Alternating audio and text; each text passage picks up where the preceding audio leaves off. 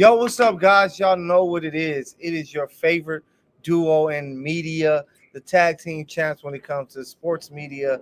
Um, the one and only, the Misfits, man. Mykell, Mathieu with my guy, Lamb. We are at a special place, crypto.com arena. We just watched the Lakers knock off the Clippers 108 to 102. So we got to talk about it. But Lamb, before we start, man, say what's up to the people. Yo, what's up, world? You know who it is. It's your guy, Elam. And you are tuned in to the most treacherous, the most terrific tag team tandem this side of the galaxy. We are the Misfits, where we encourage you not to fit in, but find a way to stand out. Kel, what you think about the game today, bro? Hey, you forgot to throw in. We like the DX of DX of media today. I guess I'm Shawn Michaels with Triple H. That's cool. Oh yeah, I can do that. Okay. Heartbreak. So to think about this game, it just shows you that the Lakers are to another level. Earlier in the season, the first matchup, the Clippers were clearly the better team. They were able to smack up the Lakers there at the Intuit Dome. But tonight and even on Friday night, the Lakers were just a step above. Luka Doncic went off 29 points, 9 assists, 6 rebounds. Dalton connect. When it looked like he was down and out, he said, "No, He said, connect four. I'm still ready to catch and shoot." He was able to put up 19 points, making 5 threes. LeBron doing his thing with 17 points. The Lakers just looked like the much better team, the team with more hope in this season. Like, they're on the up while that Clipper roller coaster is on going, a downward trend, going down, and the Lakers are able to take care of business. And it started with their defense. They made it tough. It sucks because the Clippers, you thinking Norman Powell was going to be back today. He was back today. He was back for 9 minutes. Yeah. And 9 minutes is not good enough to try to beat this Laker team. Kawhi Leonard went crazy, 33 and 10. Some people would be okay with 9 minutes. A lot of people would be okay with 9 minutes. But when it comes to basketball, 9 minutes is not enough. But it was just a tough night, man. The Clippers are just going through so many injuries and things like that. It's really hard. What did you see tonight from this game? You know what, man? It's more of the same. It's the Clippers. Now, granted, I understand since 20 and 10, they're 40 and 17 versus the Lakers, but it's been a different rendition of the Lakers. This is not the championship banner Lakers that we're accustomed to. This was the Robert Sacre Lakers. This was the Jordan Farmar, Lonzo Ball, Brandon Ingram Lakers. Like, this Lakers, this is a different team. Yeah. When you have LeBron James as your second best player, listen, that's mind-boggling. An all-time great, top 5, top 10 player in my book. Yeah. But when you package him with an ascending star in Luka Doncic, this team is different, and it all coincides with Jared Vanderbilt coming back. Since January 15th. This has been the best defensive team in the league for 8 straight games, 6 straight games, 7 straight games. They've held their opposition, their opponents, to 102 points or less. That doesn't happen in today's NBA. So I'm telling you, with how this team plays defense, they swarm. They're going to run you off the 3-point line. You got to beat them inside, but guess what? They're going to trade 2s for 3s all day. So you got to beat them up. You got to get them in foul trouble. And this team, I'm getting ready to go pitch a tent right outside. I got one in my car. You can find me on Chick Hearn and Figueroa because it's going to be a parade in my city. Hey, if you ain't got your bag ready, you better get ready because this bandwagon, you got to get on it because the Lakers are playing that well. But for the Clippers, man, you just feel some type of way because they started off so well, and I still give them the benefit of the doubt. I know you're not a big fan of them, but I give them the benefit of the doubt because I trust in Ty Lue. They got a lot of new players that they like. Ben Simmons is new to the team. Bogdanovich is new to the team, So these are pieces on the bench that has to kind of mesh well. Tonight they had no Derrick Jones Jr. That's a player that helps. only 9 minutes from Norman Powell. I just think that if they can put everything together, and I know it's a big what if, the Clippers are the team of what ifs. They're like the Chargers of the NBA. They're a team that you're like, only if this happened, you will have hope in them. But if they can somehow get them guys healthy into the playoff, they're going to be tough. But it was a tough loss. What if the Clippers didn't draft Mykell with Candy? What if Steve Ballmer?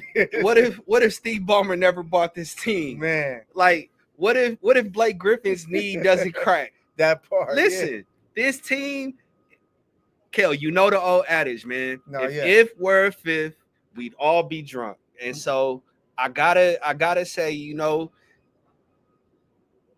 for this team to do the same thing and to expect different results is absolute madness. It's the definition of insanity, because we know Kawhi isn't going to be healthy come crunch time. James Harden, he's a year older. He's not as athletic. He's not as explosive. He's not as dynamic. So to think your two best players are going to just magically go into the playoffs and play at a championship level, it's not going to happen.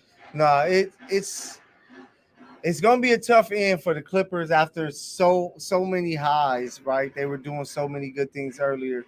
But, we'll see, because like the top of the playoffs, right? You have Oklahoma City Thunder. You have a team like Memphis, teams who haven't been there, to where the reason why I have so much hope in what the Lakers can do and still have some type of hope for the Clippers, because there's not a lot of teams in the West that's been there and done it. So until they do it, you don't believe. So that gives a team like the Clippers with a Kawhi Leonard, a Norman Powell, who's a champion, that, if they can get things right, they can try to make a push. But this Laker team, I'm all aboard. Like on. I know the Clippers, they're technically a ship, but I'm on the Lakers. I'm all aboard. But they're not really a ship. They're more like a rowboat. Okay, they're a rowboat. We got our first hater in the chat. Ben Pap is saying, are the Fakers contenders this year, or is this a first round and out type of year? What you think, bro? Man, you got Luka, you got LeBron. That's at least getting you to the second round of the playoffs. And how this team is playing defense, and JJ Redick and that group and that coaching staff is coaching them the way that they are. Luka was in the finals last year. He I'm trying to get back. And I'm playing with LeBron James, who even at 40 on any given night can still look like a top 5 player. The Lakers are a team that is not going to be out in the first. Damn it, they're number 2 when it comes to seeding right now. And if they can stick there, that means that they get 2 series of home court advantage. That's going to at least get them into the conference finals.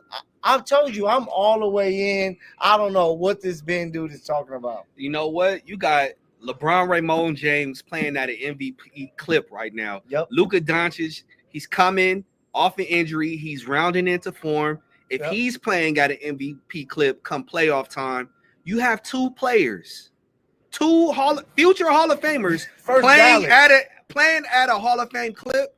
Like, come on now. First round, that's too low. Yeah. I think it's all going to boil down to, can the Lakers rebound? Because come playoff time, the game slows down. It turns more into a half-court possession type game. Yep. The Lakers, like I said, they play swarming, irritating defense. They just have to be able to complete that defensive possession with a rebound. Now, if they're able, to limit the offensive rebounds of the likes of Oklahoma City, of Denver, yep, of a Dallas, AD, he's gonna be spry. He's gonna be looking to try to get some get back. If they can limit them to 1 shot per possession, listen, the Lakers have too much talent in 2 people. You're not they're if they leave in the first round, bro, I'll cut off all my hair. Think about it, like last year's Dallas team, how they were built. Yes, you had Gafford and Derek Lively, some guys with size, but you just weren't sure. It was Luka and Kyrie that helped put them over the top. Now you replace Kyrie and you put LeBron. You have Dorian Finney-Smith. You have Jared Vanderbilt. The Lakers don't have height, but they do have size, right? You have Trey Jameson, who's shown he's a big guy that's out there doing some things, being physical. Jackson Hayes, he's one of those athletic, tall players. He's doing some really good things. I think that it's just going to be on LeBron James, on Luka Doncic being at their very best. And if coach can coach up those other guys and get them going. We ain't even mentioned Austin Reeves, who didn't play tonight in this win, or Rui, two guys that are going to help. Like, Lakers have 4 legit guys, and they have some other pieces, some dogs. Man, in this Western Conference, with younger teams that are kind of towards the top, I'm going towards the vets and the Lakers to make that push. So I got my bag ready to get on this bandwagon, bro. Look, man, I said it once, I'm going to say it again. Yeah. LeBron Raymond James has lost enough in the playoffs to know what it takes to win. Yeah. And so he's going to utilize this old encyclopedia of losses to draw from to ensure that he doesn't lose again. Yeah. So I honestly think, I'm looking at banners right now, I can see another one hanging up in the not too distant future. And for the Clippers, just to attack their end today, the team coming off their 5th loss in 6 games, it's just about getting healthy, man. You got Ben Simmons.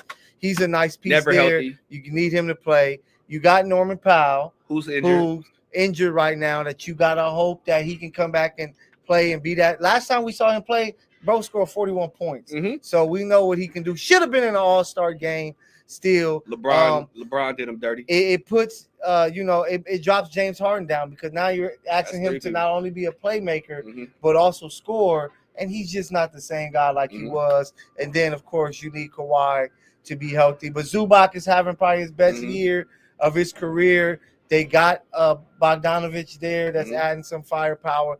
I think, I wouldn't just give up on the Clippers just yet, but it's looking real tough for them. So just to keep it in LA, we had this big-time matchup, Lakers-Clippers, that we're in the building for. You had last night UCLA women's, USC women's basketball. I see my guy, he choosing up over here, so he clearly chose the Bruins. Man, this is the first sweater I grabbed to get out the house, man. It was the only clean. I'm like, he choosing up, and that's the team that took an L. That's the team that lost yesterday. Yesterday for me was, somebody said it, I can't remember who, but Juju is the new Maya Moore. She is the one. I know that's Michael Jordan, man. Caitlin Clark is Larry Bird. Yeah. Angel Reese, I guess you could say, would be Magic Johnson. No, she's not Magic. Juju, just when it comes to the same draft, that rivalry from college carryover. But Juju is Michael Jordan, and she showed it yesterday. Dominating performance, was clearly the best player on the floor. USC looked like the much better team, and it was a spectacle, because you had a lot of people pulled up, stars, celebrities. JJ Redick was there. Reggie Miller, Cheryl Miller rocking their school jerseys. You had Matt Barnes, a former Bruin, there. You had different people there, and it was just, LA is booming right now on basketball, and the women's side has it taken care of too. What was your thoughts on that matchup, Elam? You know what? I was at dinner watching the game, and when the Lady Bruins brought it within 4, I want to say, in the third quarter, I was like, oh, they're getting ready to make a run. Yeah. Like, oh, okay. And Juju was like, hold on. Not so fast. I'm from Watts, homie. What's up? And so I really love the poise with which she plays. No moment is too big. She doesn't crumble under pressure. She steadies the ship. She steadies the ship. Like, you can put the ball in her hand and say, hey, go create for other people or go win us the game. She's capable of doing both. She had 3 huge blocks yesterday that really turned the tide of the game. You also had Kiki who came up big, and Miss Van Olsen. I think that's her last name. She had a huge game. I lost my wallet in not my wallet. I lost my wallet in El Segundo, but I left my belt in Westwood because USC, put that belt to the Bruins' butt, bro. So it was more than a pat. It was a smack. It was a smacking, man. And I think they really looked at last year and said, hey, last year we came to UCLA. They got us. They made us look bad when we were the talk of the town. It's time for us to get back. Shout out to Coach Gottlieb, man. She's doing a great job. Just it's like she's coaching pros because we know Juju making money. Mm-hmm. We know Kiki is making money. Big names that are going to be top 2, top 3 picks whenever they go to the WNBA draft. I just think that coach has done a great job. We give a lot of praise to what JJ Redick is doing for the Lakers, and that's why he should be in everybody's Coach of the Year talks. The same with Coach Gottlieb with USC Women. She should be in everyone's Coach of the Year talks because, yes, she has a talent, but you still got to make sure that talent is moving as a unit, and she's doing exactly that, coaching those ladies up. And it was big, man. It was big for USC to win the Big Ten. They were able to pick that up, moving over to the Big Ten, showing that we are the premier team. And it was a great matchup to have for LA. LA basketball is going crazy. Listen, that game yesterday, I think is just a small sample size of what it means to be a winner here in Los Angeles. When you're winning here in this city, everybody's going to show up. And this is no diss to the Lady Bruins because I think they got a hell of a coach in Corey Close, right? Agreed, yep. Listen, UCLA is going to be in the Final Four. USC is going to be in the Final Four. These two teams very well may play for a national championship. And if they meet each other for a third time, UCLA is going to win. And here's why. They stopped going to Lauren Betts. I don't understand it. Lauren, when Lauren is getting the ball, when she is the focal point of that offense, they are virtually unstoppable. For some odd reason, when they play the Trojans, they go away from Lauren. Now, I know Corey is going to, harp on it in film session. She's going to ensure that the team learns from it. But I tell you what, this right here has me so proud to be an Angelino. As an alum of both schools, I can't lose, right? But he's cheating, guys. I'm not cheating. I'm just a winner. But this right here, man, I think is going to bode well long term for women's basketball in Los Angeles. Overall, WNBA, and then you have two teams in the top 5 in NCAA playing basketball right here. Listen, if you're a recruit, this is where you want to be. Now, you could choose to go play in Beverly Hills or you could play in South Central LA, whichever is up to you. But I tell you what, this is where you want to be. And, just great for the city. You had big time matchup. CIF playoffs was going on. Westchester, Chatsworth, Arenas versus Ariza. Just a lot of great things when it came to LA basketball this weekend. So we want to keep it LA sports. The Los Angeles Rams were able to extend 9. They're keeping that 9 on them. And a lot of people in LA know about that. They're keeping that 9 on them. Mathieu Stafford returns for a 5th season when some people were like, hey, he's talking to other teams. It might be a wrap for him with the Rams, but he's back. He was flirting with the Raiders. Yeah, he flirted with the Giants. Yep, with a few teams. But it's good to see him because he's won a championship with McVay. You got Puka there. You got Kyron Williams. Let's see how they build the offense around him. But I love the move. I think he should retire around and maybe eventually get his jersey up there and SoFi. What you like about the move? It's continuity. Another thing that I think a lot of people glossed over was Alaric Jackson got re-signed. That too, they left tackle. That's my guy. Shout out to Big AJ. You know what I'm saying? He's a friend of the program. But when you have your signal caller, V1, that had you in contention with the Super Bowl champs, listen, Mathieu Stafford kept the Rams afloat last year. I want to say they were 3-6 at one point in time. Mathieu Stafford had to be surgical. He had to be precise. He had to be a weapon. Off of play action, the dude was killing everybody. He was spreading the ball around. He didn't have a tight end. Cooper Kupp was a shell of himself. Puka Nacua was injured. He was throwing to DeMarcus Cousins and Eric Lambkins II. DeMarcus Robinson, excuse me. I said DeMarcus. But he was throwing to DeMarcus Robinson, Tutu Atwell. Like, he showed his worth, and quiet as kept, they probably should have beat the Eagles.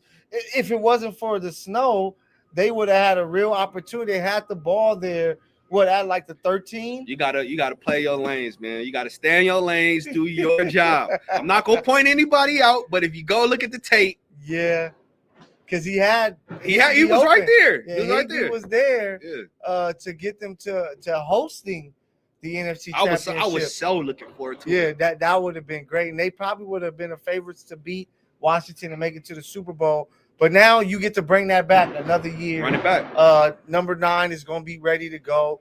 They know that the division is open. We're going to talk about it later, but they see teams in their division trading big pieces from their team. They're not necessarily big pieces. Yeah, but pieces. A piece. Diminishing pieces. A name, a piece with a name. But, yeah, the Rams are going to be right back in there. They should be going to see what moves they make with the free agency and the draft. But with Matthew Stafford, they're probably going to go into next year as the favorites when it comes to the NFC West. They were such a young team last year. Especially on defense. Yeah, especially on defense, that everybody should expect them to get better. Jared Verse and Braden Fisk and Kobe. They're a team that has great potential. You just have to make sure you have the signal caller, and they got him. Matthew Stafford is back, and it's going to be fun times with the Rams. It's going to go up and so far, but I think that's it for LA sports.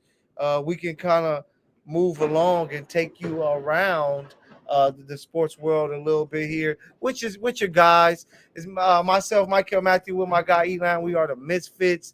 And once again, we got our guy Ben saying that the 49ers are taking a step They're back. Sport back. No more Debo Snackwell. Yeah, but hey. What'd you think about that trade, bro? I honestly was like, for me, it kind of was like, oh, damn, like the Niners are kind of trying to like kind of rebuild or retool. Mm-hmm. They're trying to retool because Debo is a piece for them. Yes, he's 29? So he's getting old. Do the little screen passes, the slants, hand him the ball off, and he can be a productive player. He can't be your number 1 guy. He's a gadget guy. Yeah, he's a really good gadget guy that can run the ball. And I like the move for the Commanders. I like it, for the Niners because they're trying to retool plans of them moving Ayuk as well. But whenever you lose a name like this, it's going to have people like, oh, what's going on? I think, I like it for both sides. I think, I think it's a win-win. I do think, it was a win for both sides. I think for fantasy football players, they just so caught up in the name of, oh my gosh, they got rid of Debo Samuel. Yeah. You know what Bill Belichick used to do, right?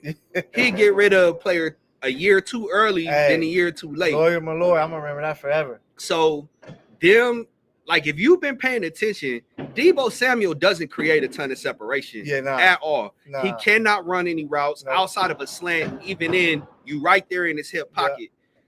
You gotta he's more of a zone beater. You gotta scheme him open. Yeah. You gotta scheme him open. Yeah. So I do like how he fits in the offense with Scary Terry, Austin Eckler, Jaden Daniels, who can beat you with his arm, with his legs. Shout out to Jaden Daniels. We saw him tonight here at Crypto. He came to watch his Laker Clipper game. But he got another piece. Yeah. You know what I'm saying? Cliff Kingsbury.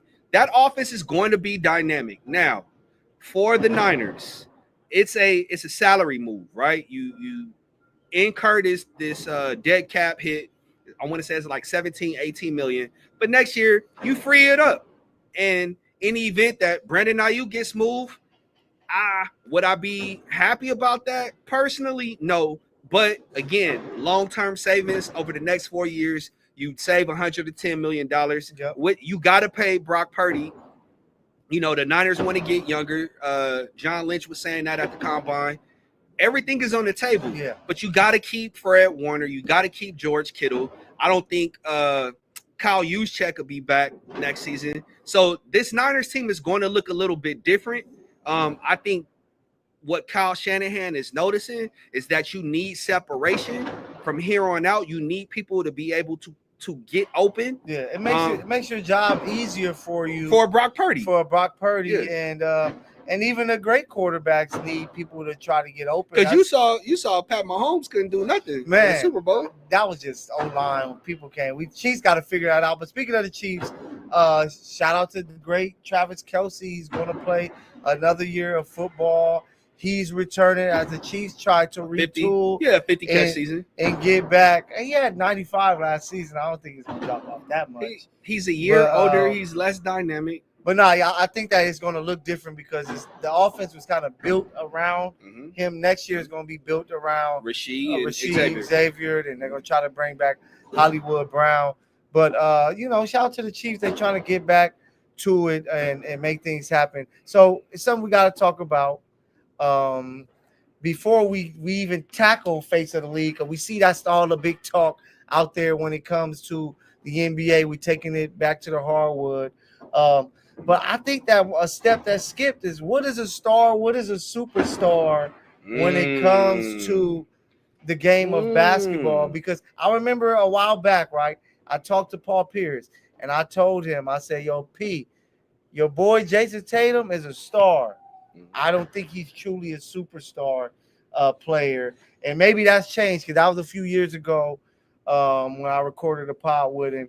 But maybe that's changed. Like, what makes you a superstar when it comes to the game of basketball? So I think there are two terms in sports, particularly basketball, that are grossly overused. Yeah. First of which is GOAT. Yes. The G is greatest, singular. Yeah, one, right? Not he's a GOAT. Yeah, he's a baby GOAT. It's GOAT. Are you the GOAT or you're not? You're not. You are, you're not. Yeah. And then it's superstar.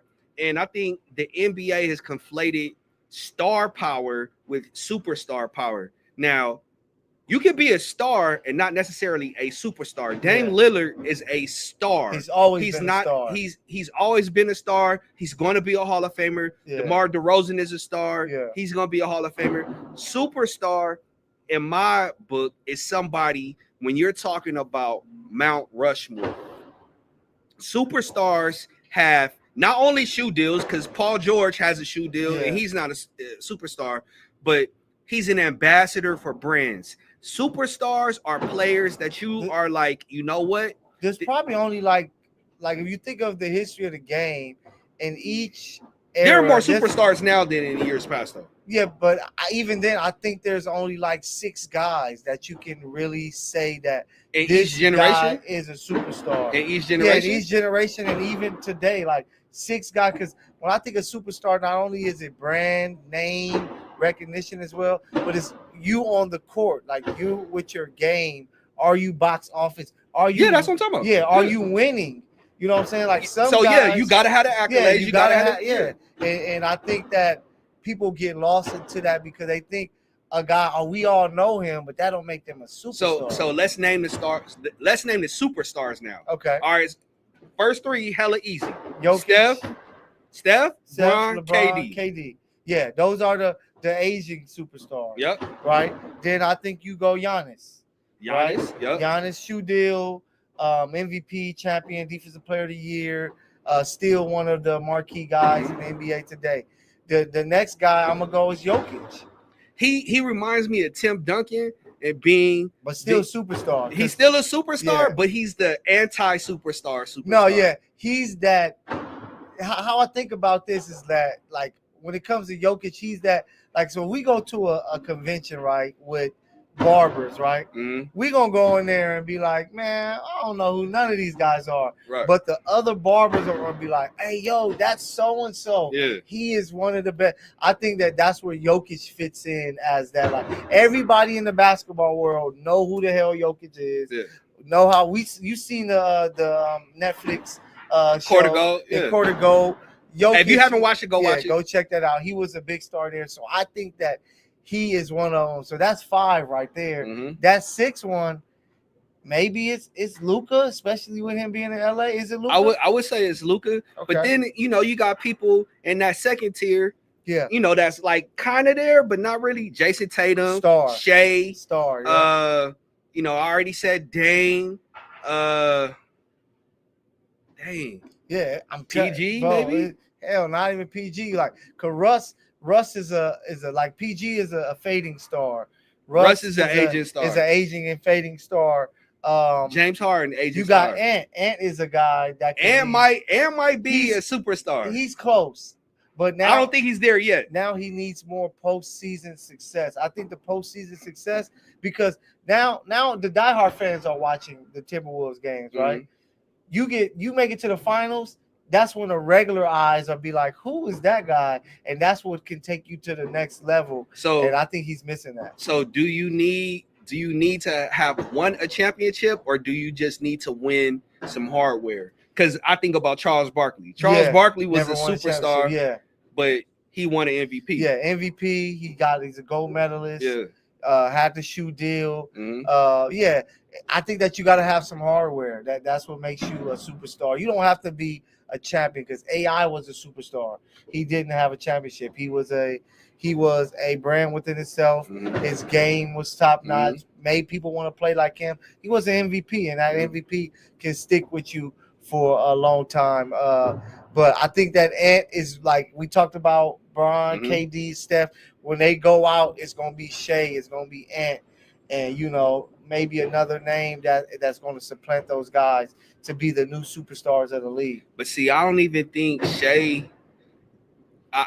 Like another thing in naming these dudes, I'm like, okay, this dude has personality. He has personality. Shea, he's more like a fashion dude. Yeah, he doesn't really have a personality to draw. And I think that's something that's wrong with the NBA, is that, in terms of entertainment value. Yeah.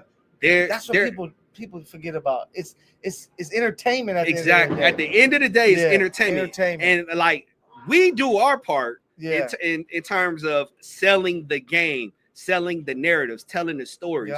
We're not like clickbait journalists, but this new NBA is morphing into something that is kind of unrecognizable, because it's so accessible. You could watch on your smartphone, you can watch on your tablet, you could watch on Twitter. You know what I'm saying? People are going to post highlights, but there are really no stories told anymore. Yeah, because the players, I think they lost the point of, this is entertainment. That there's somebody in this building tonight, or there was somebody tonight inside of crypto. It was their first and possibly their last game. Somebody came from Australia to watch. So people forget that. So when these players will sit down, miss games, they're slightly hurt, and they decide to just sit, you're missing out on feeding the fans what they want to see, which is the best of the best players play the best brand of basketball. You missing out on feeding yourself. Yeah, and that too. And I just think that these guys are not getting it. But for us that cover the game, I know the game, we can see these guys stand out and are superstars. And we're saying, what makes a superstar? I think it's a great brand, accolades, gotta have a personality. Yeah, gotta have some type of personality or fashion or something that's making people talk about you even when the game is off. And I think that people try to throw that onto so many people that just don't have it. So I know I'm definitely Unk status. You like right on my heels.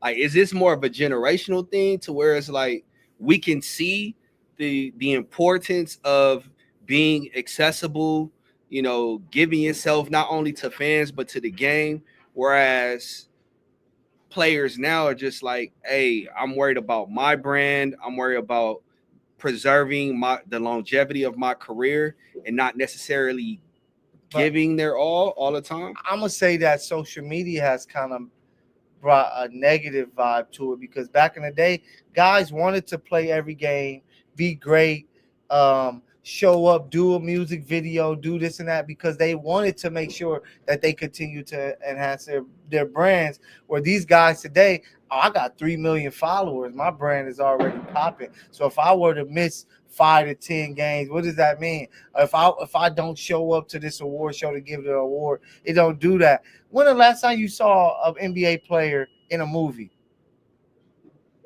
Space Jam. When the last time you saw an NBA player inside of a music video? You know what I'm saying? Like, do they even make music videos? Yeah, people still make them, but you know, like you can go hop in a Lotto video or, you know, whatever. DeMar was in, you know, and Not Like Us music video, and that's all of the love of Compton and his love for Kendrick. But you just don't see these guys getting themselves out there because I kind of think that they feel like, oh, I got 3 million followers, 5 million followers. I got the brand. But even LeBron James has done multiple movies. You know what I'm saying? Even LeBron James has made appearances. And I think that we're kind of missing that from these players, that their games are superstar levels, but as far as their brands away, they're not making themselves accessible everywhere to those who aren't like, for people like us knowing them and true basketball fans knowing who they are, we're going to know them. We're huge fans of the game. You are truly a superstar when people away from the game know who you are. You see, and to me, if a grandmother in Topeka, Kansas knows your name, and you're a superstar. That granny knows LeBron. Yeah. That granny's knows Steph, you know, Kevin Durant, you know, and that's why shout out to the documentary on Netflix. That's a good thing to, you know, show that side of the players and get them their brands out there. But y'all can always chime in. Y'all can always chat with us. Let us know what y'all think. What is a superstar and what do you need to have attached to you to be a superstar when it comes to the NBA? So I got to ask you. Yes. Of all superstars. Yes. Who is the biggest superstar to have played the game? Michael Jordan. It's easy. It's Michael Jordan. His shoes are the biggest shoe that people wear today. Michael Jordan hasn't played since 2003, 2004, and we still talk about him every day. And that dude is on somewhere, a golf course or a yacht or gambling somewhere. Drunk, no cares in the world. You know what I'm saying? And it's him. And as like LeBron, he wants to be that guy. He's trying his best to do it. And he's up there. You know, Magic Johnson, Kobe Bryant, LeBron. Is Bron a bigger superstar than Bean?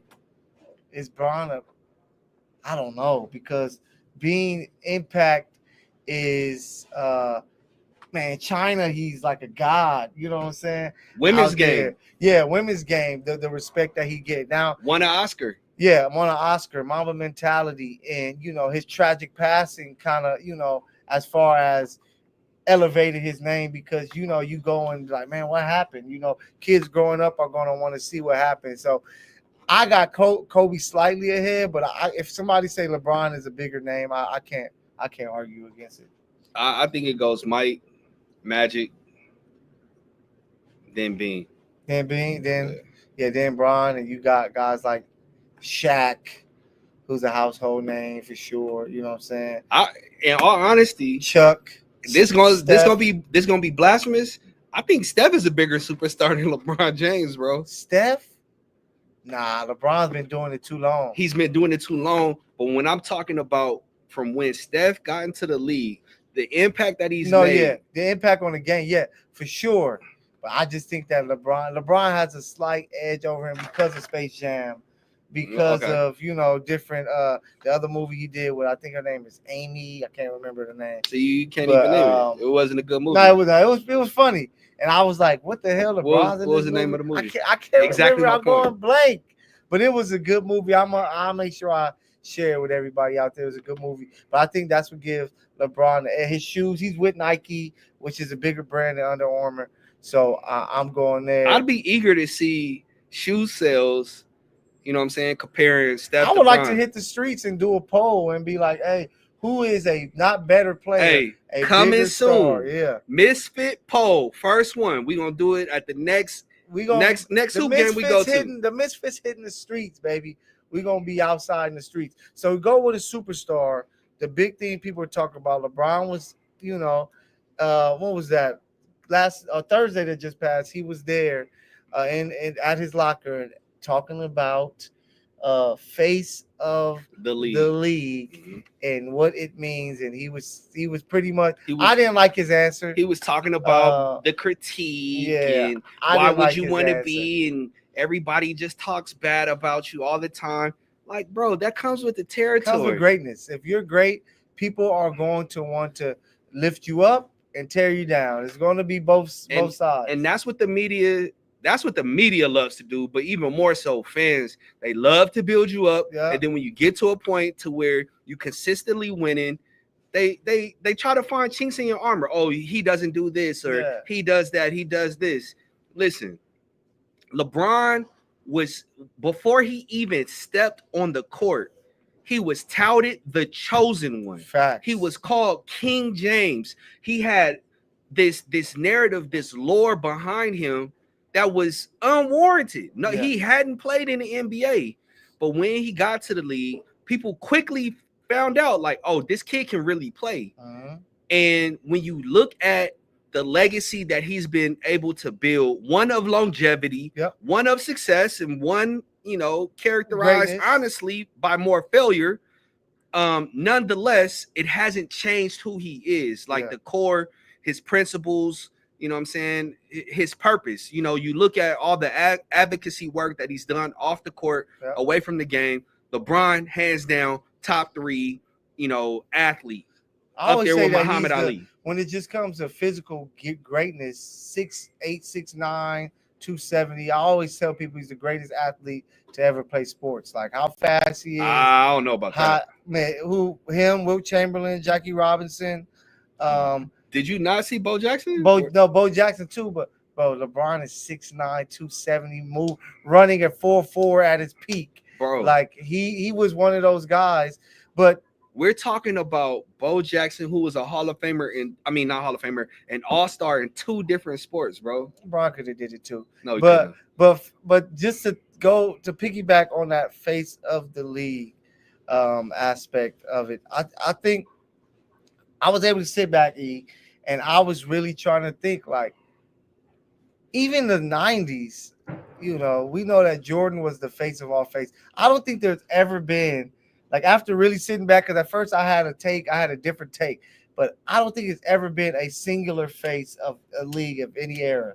I think there's always been faces. You had that one guy that was the peak guy, but he wasn't like the face that carried the brand. Maybe other than the 90s with MJ, but even with MJ, you had Chuck, right? Chuck was never the face of the league. Yeah, but he was one of the face. You had Shaq, who came up, and his brand was so huge. That's that. For me, this is why I say Mike has to be the GOAT. Yeah, in the 90s, it was Mike's era. Yeah, it was Mike. It was Mike's era. But even when he wasn't there for those 2 years, the league was still popping. The league was still popping. Yeah, but Shaq and Penny was coming up, and then right when he left, I just feel that, like, because in the 80s, because the 70s is way back for me, but I look at the 80s. 80s was Magic and Bird. They were the faces of the league. Easy. Then you had a young Mike under them. You had Zeke under them. You had Dr. J, who was an older gentleman there at that time. They were in the 90s. Of course, it was MJ was the peak guy, but then you had Charles, you had Malone, you had Grant Hill, who came into the league. You had Penny, Dream, who came into the league, Dream. Like, there were many faces to the league, but of course, Jordan was the biggest and greatest. The 2000s, you had Bean, I would say, was the guy, but then you had Shaq, you had Duncan, you had KG, you had AI, you had D-Wade coming in, Bron, Carmelo. So it never really was one guy had to carry it. Steve Nash winning MVPs, Dirk. 2010s, it was LeBron, but then you had Steph, you had KD, you had Russ, you had Harden. Like, I think that we put so much focus on one guy that the number one guy, you have to come and take that because you are the best player, you're the most successful, you're getting the accolades and you're winning. But at the end of the day, it is faces of the league that carries the league, not a singular face. I don't know if I could agree with that, because I think, with the expansion, the proliferation of the game, or just access to the game, then that's when you start seeing, a confluence of more faces. You start seeing in the 2010s the KGs, the Stephs, the Brons, the Melos, right? And then, like, now you have streaming. You know what I'm saying? Now that you have streaming, and because it's a more global game, you got Giannis, you got Jokic, you got Shea. You know what I'm saying? You got Embiid. But it sounds like you agree that you're saying it's more than one face. No. Again, I got to go back to the 90s. It hasn't always just been the 90s. It was Mike's era. No, yeah, that's what makes him he was the face of probably all of sports. But before that, I would say it was Kareem. Kareem was the face of the league. Probably the 70s. But even then in the 70s, you had other guys as well. Dr. J, you know what I'm saying, who brand was huge. But Dr. J was more ABA. Yeah, but then he ended up making that switch over late 70s. It's just he wasn't winning until the beginning of the 80s. You know, yeah, but by then Kareem was already in the league, and it was Kareem's league. But I'm trying to this like I said, 70s is a throwback. I would have to look, but like looking at the 80s, it was Magic and Bird. And it's Magic and Bird because Magic and Bird saved the NBA. Yeah, but then you still had Kareem there, who was one of the faces of the league. But at that point, you know, Kareem was more of a recluse. He really, you know what I'm saying, but he was still winning MVPs. Yeah. He was still winning championships. But he wasn't engaging with the media. You couldn't tell the story of the 80s without Kareem. You know what I'm saying? So that's why, you know, so there's faces of the league of an era, but there's never really a single face. Like MJ probably was the closest that we had to like one single face that because he was so dominant. But even then, you still had to talk about Gary Payton. You still had to talk about Shaq. Like when Shaq came in the league, he was, you know, he was tearing down backboard. Even when Penny came in the league, they was in movies. You know what I'm saying? Chris Rock had the Penny Hardaway commercial. I'll give it to you. You know what I'm saying? Yeah, so I think that this conversation of we must find the next face of the league is all wrong. It's who are the next faces to carry this, and it goes back to the superstars. Who are those 6 superstars that's going to carry the brand forward? And we're saying Giannis, we're saying Jokic, we're saying Luka. So then who's going to join them? Is it going to be Ja? Is it going to be Ant? Is Tatum going to be these people? Victor. Wemby. Oh yeah, Wemby, of course.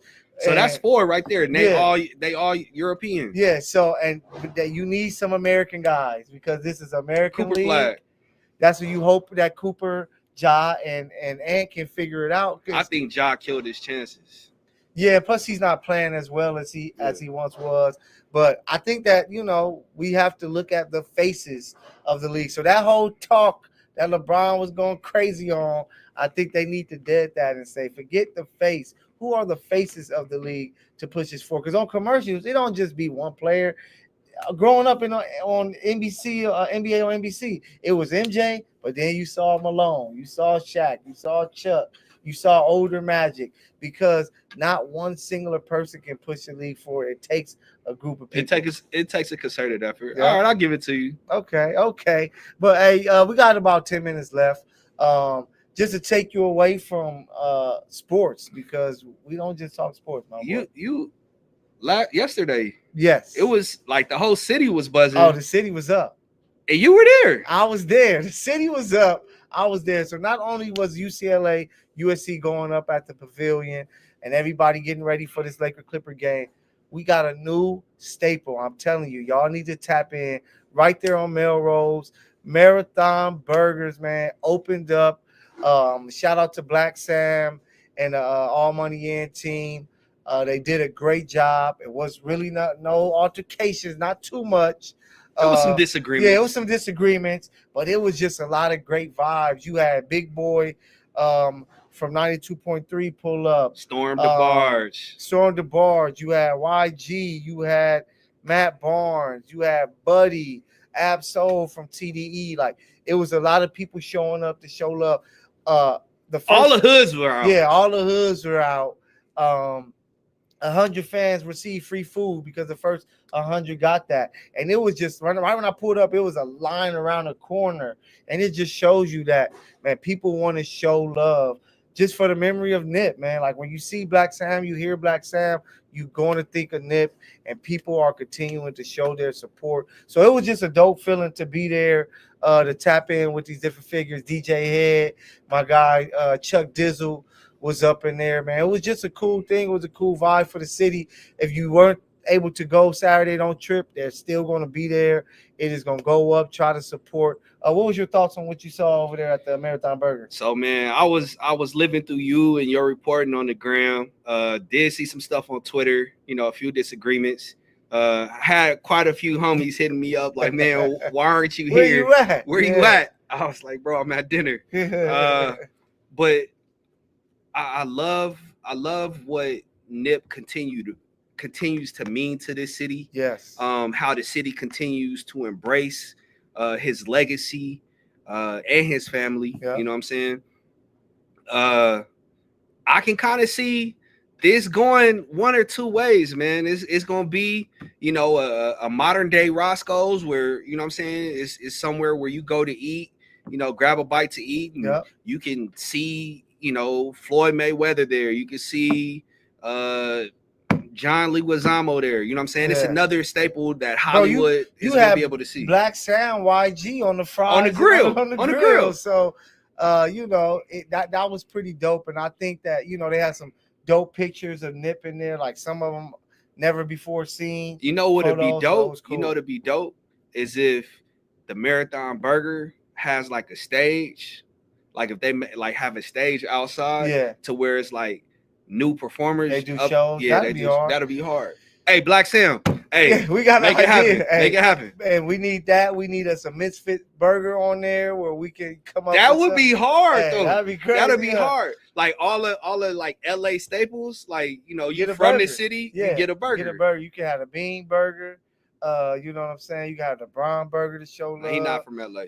He's not from LA, but LA ain't embraced him yet. Okay. You could get a Luca.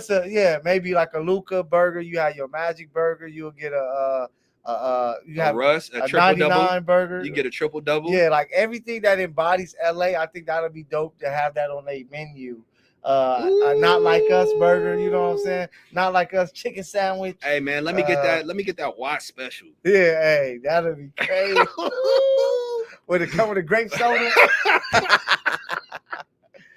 Hey man. But nah, it was a dope experience, man. I'm gonna be back. The burgers were solid. The fries were solid too. So look, I'm gonna go report. I'm gonna give y'all the real. Yeah, I'm gonna do a sit down. They got shakes. They got everything you need. It's a burger spot. It's right at the corner. You can't miss it. You see that Marathon brand up top.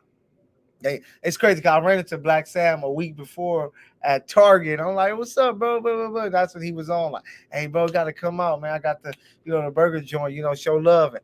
And they showed up and showed out. No, we can't have that sandwich. He said, shout out to Ben, man. I'll rock with you the long way. He said the DK chicken sandwich. I can't say the stuff before because then they're gonna take us off air. But yeah, man, it was a vibe. We're gonna have to pull up and do a report from there. And you know, grab some food and let people know what it is. Hopefully Black Sam is there. We can get some word from him. But I just love that they carrying on the legacy of Nip. Like you said, show how much he means to the city and continues to mean to the city, and to see what Kendrick was able to do for the city through his run, not like us, GNX. And now you got this burger spot. The Lakers is winning. The Rams got 9 back. Like, it's a lot of Dodgers just won a championship. The Misfits is about to take over the whole media game, the DX of this thing. So it's a lot of greatness coming from the city, bro. Any final words before we get up out of here? Hey, man, if you don't know, this is Championship City. This right here is the city of champions. We don't say it as a moniker. It's more than just a tagline.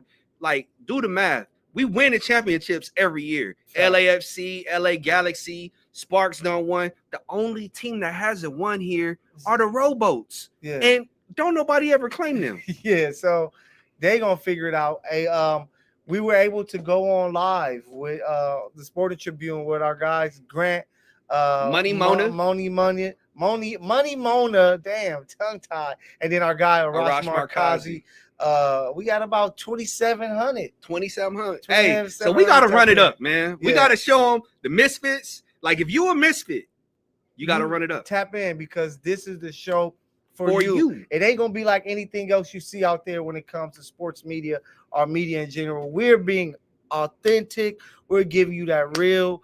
2 young fellas from Watts, South Central LA, and we are going to give you the show that you love. Everything you need, entertainment, you need numbers, you need to be thrilled, shock factor. We got it here with the Misfits. This is episode 1, but a lot of greatness coming. What you got, E? Hey, man, whether essay or keyway, Damu or rules, Hey, these Misfits, LA, we love you. Hey, we are out of here. Catch y'all next week, baby. Peace.